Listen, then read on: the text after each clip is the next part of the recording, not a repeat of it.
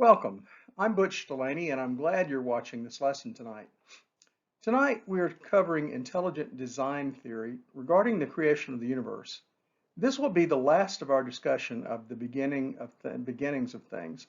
All Moses says about it in Genesis is, "In the beginning, God created the heavens and the earth." But he gave us the ability to think and reason, and I believe he expects us to investigate everything we can about this wonderful planet and the other bodies in the universe that we've discovered.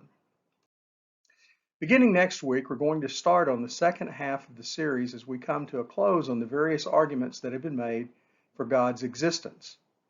In Romans 1, Paul writes, "Since the creation of the world, God's invisible attributes, his eternal power and divine nature, have been clearly seen, being understood through what has been made, so that we are without excuse."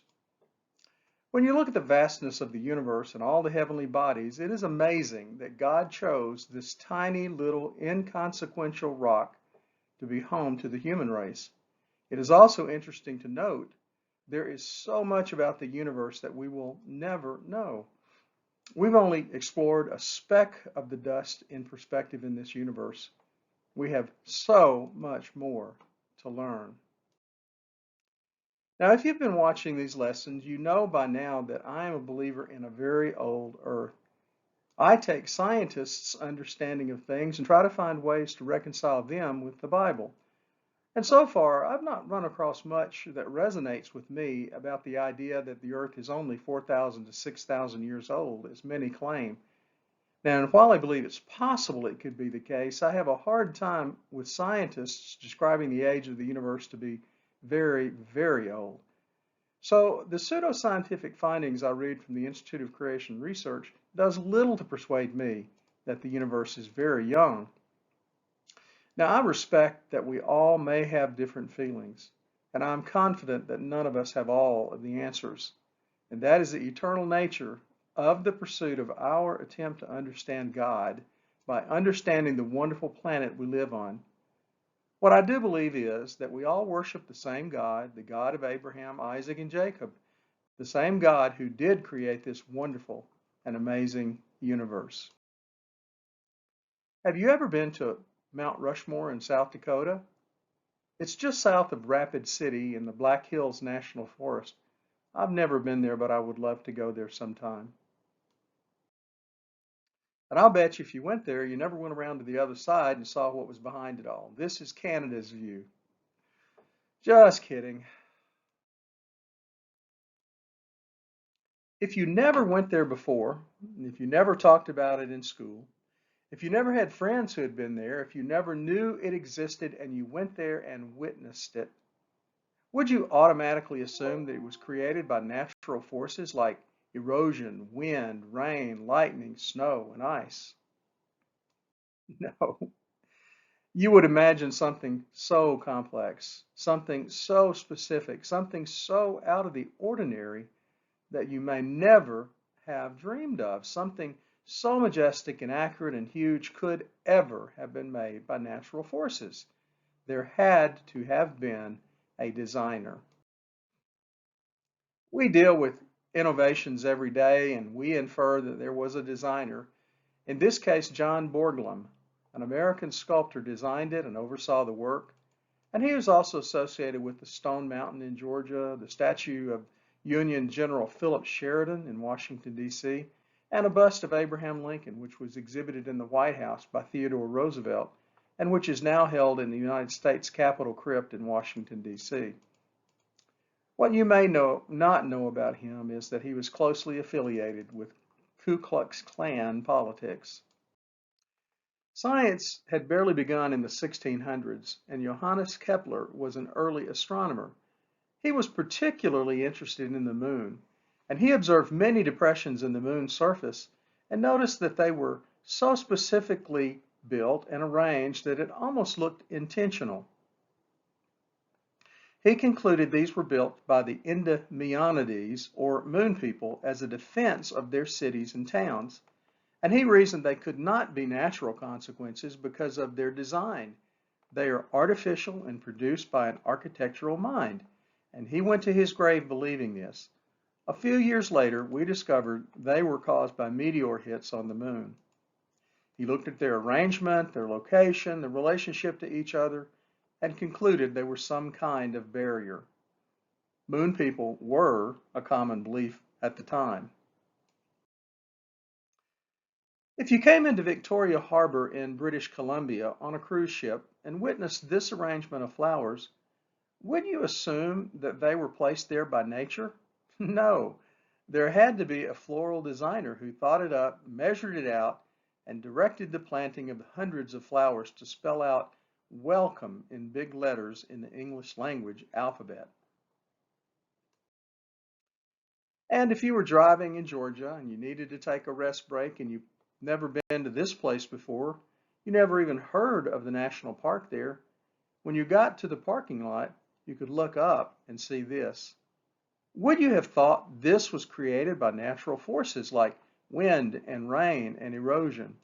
You wouldn't have thought that if you'd been already to Mount Rushmore. No, you would have realized there was a designer, right?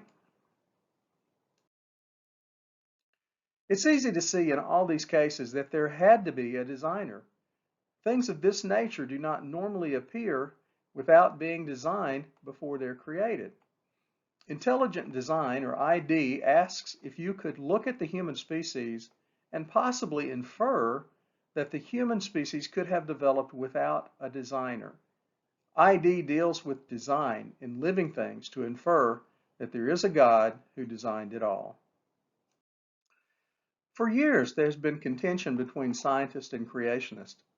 Scientists staunchly hold to the theories of evolution espoused originally by Darwin, and we even teach these to our children in schools everywhere, even today. Well, there is a second group that contends with the evolutionists. It's the creationist group, and they propose things that science rejects. The global flood, Moses' description of the first 7 days of creation versus evolution and natural selection. And some in this group believe that God created all the creatures we see on earth and initially created them fully formed. Extra points if any of you actually know Charles Darwin's brother's name, who was also a biologist of some repute. His name was Erasmus Darwin. In the early 1800s, William Paley argued for consideration of design in creation, and he is identified with the teleological philosophy. Originally, teleology was proposed by Plato and Aristotle. They believed that everything we have on earth was created for a purpose. We need to eat with something other than our hands, so spoons and forks were created. It tries to reduce everything in nature to its ultimate and intended necessary causes. A fork exists because picking things up with your fingers and eating it is unhealthy. The ultimate utility of wearing clothing comes from the need for modesty and for the protection from the cold and the heat. A teleological study deals with the utility or the usefulness and the design of anything that can be created. And Plato reasoned that there was a creator of all nature. Listen to his thoughts on finding a watch buried in the sand. Read the text. Suppose you never saw a watch before, never saw it in a commercial, never heard John Cameron Swayze say, "Takes a licking and keeps on ticking." Would you infer that there was a designer, or would you believe that this object was a creation of nature? Well, the principles of ID are pretty simple. First is the idea of specified complexity. Opening the watch, you'd be amazed at how complex it looks on the inside. Gears and nuts and bolts and interdependent movement, all arranged in an orderly fashion. Could this have developed by nature without guidance? No. Could these kinds of parts be found in nature? Possibly, but to this level of specificity? No. Could this watch have evolved through natural selection and evolution? No. If any of its parts were removed, it would cease to track time. So looking at it, you would surmise that there was a creator. Specified complexity at this level is not found in nature. It had to have been created by a human, an intelligent being.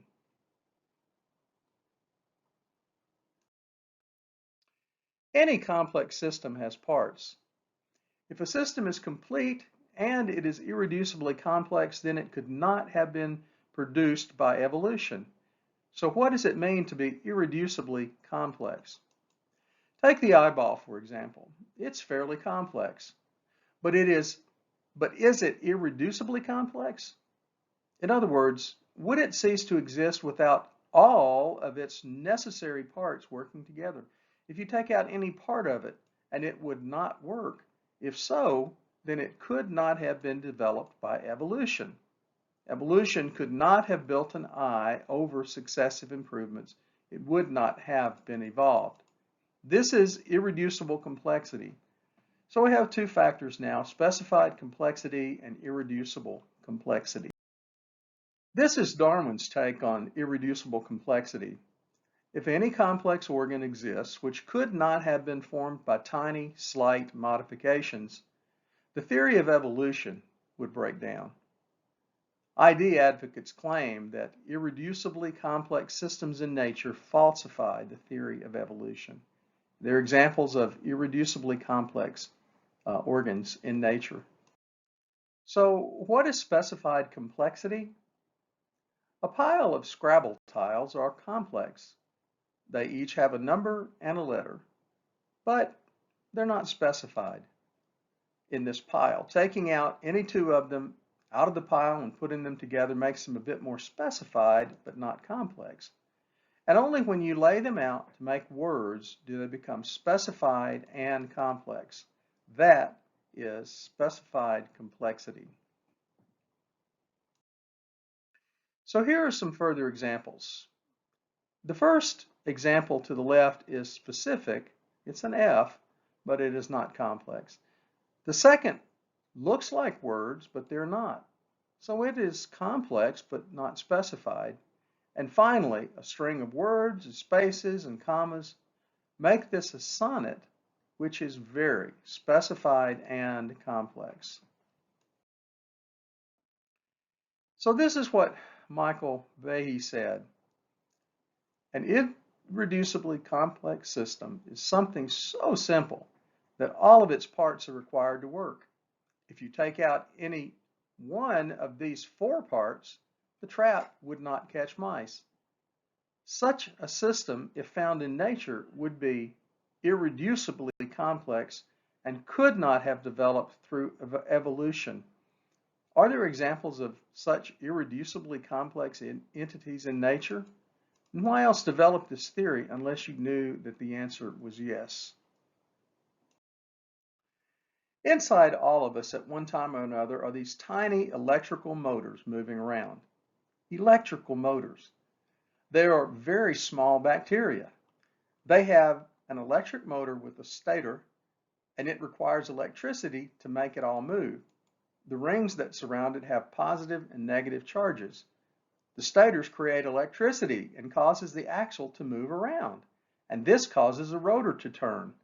A turning rotor then causes a flagellum attached to an L-shaped bracket to flip around and around and around, and at certain points the type 3 secretion system may secrete a chemical up to the tip where it is dispersed. This is as simple as a motor can ever get. All the pieces are required, or it would not work at all. There's no simpler motor in nature, and at this point it is irreducibly complex. Take out anything and it stops working. How could this have developed through evolution? According to the theory, it could not. Any mechanism that is irreducibly complex could not have evolved, according to this theory. Darwin reasoned that the eyeball could have evolved through numerous improvements over a long period of time in eyeballs, and he reasoned it could have happened through natural selection. Since Darwin, we have come to understand how an eye could have evolved in creatures, even humans. First, the optic nerve was simply exposed to the skin. Now, this creature could not see, and all he could do is perceive areas of dark and light in front of him, still, that might be enough for a critter just to be able to sense danger. Secondly, creatures then that had a depressed area around the nerve cells would have been able to see and sense directionality of the light and dark sensations. In the third spot at the top, closing the eye gap to a tiny pinhole made it then able to see a very limited shape and not just shadows. Adding the benefit of a water-filled chamber gives the opportunity to see rudimentary shapes. The pinhole would put more light sources at the photoreceptors and the shape would become more in focus. On the fourth slide here, developing a transparent cover over the eye would protect it from harm and improve the amount of specificity of the imaging process. And fifthly, a cornea and lens would develop, giving a much better imaging capability and the ability to focus. And then finally, we have the eyeball as they exist today. Now, I expect at some point in the future, the lens will not be able to get stiff and old and darken as in cataracts, but that has yet to develop. Scientists fully reject ID. They say it is not science, but pseudoscience, mainly because its premises cannot be tested and falsified, and nor are they observable.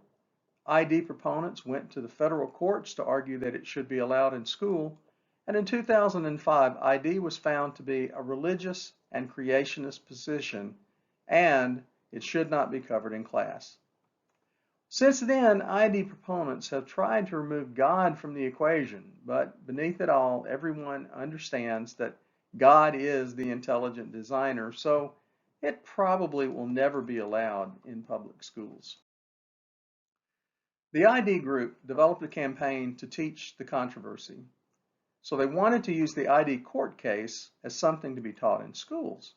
And this is the current state of ID today. There are many ID organizations pushing the courts. But the courts have a host of heavy hitters arguing that it should not be taught. So it's probably locked out for the foreseeable future. Meanwhile, evolution is still taught in public school systems.